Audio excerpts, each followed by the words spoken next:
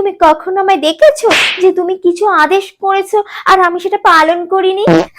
আমি তো আর তোমার বড় বউয়ের মতো নই। এই তারা কখনো কারোর কথা অবজ্ঞা করে না।